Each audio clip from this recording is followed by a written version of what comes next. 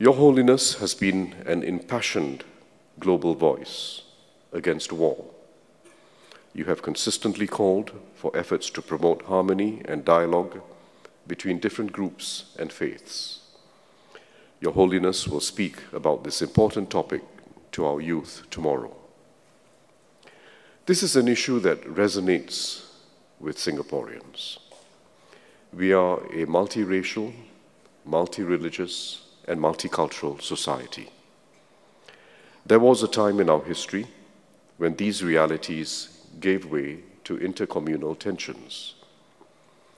For us, solidarity and harmony have therefore been at the core and will remain core features in our national development. Today, Singaporeans treasure being in a country where various ethnic and religious communities live peacefully together. The Constitution enshrines their protection from discrimination, and beyond that, ensures that racial harmony be promoted.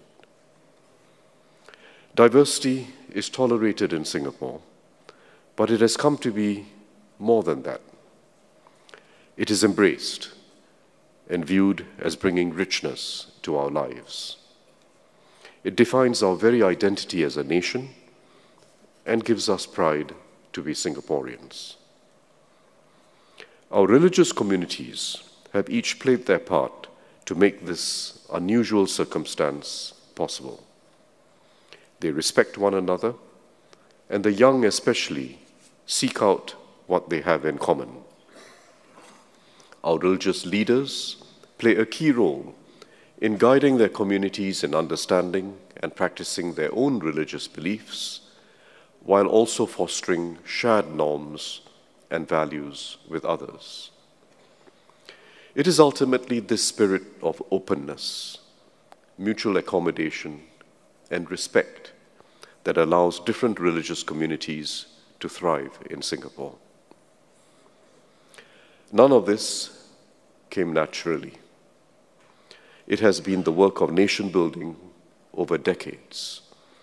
We have worked hard to promote racial and religious harmony through our schools, public housing estates, and through national service that our boys go through.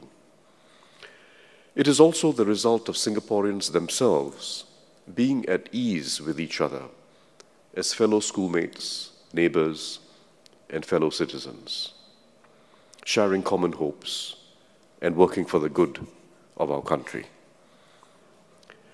Yet we know that racial and religious harmony is not immutable.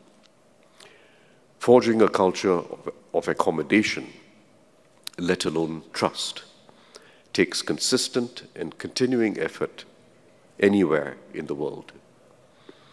We have to build a deeper understanding of each other, strengthen interactions between different ethnic and religious groups, and actively weaken the ground for forces that seek to pull communities apart. In this regard, we continue to learn from the experiences and practices abroad, both the successes and failures, just as others seek to borrow elements of the Singapore approach. The International Conference on Cohesive Societies that Singapore convenes seeks to contribute thinking and exchange valuable lessons. I thank the Vatican for participating regularly and actively in the conference.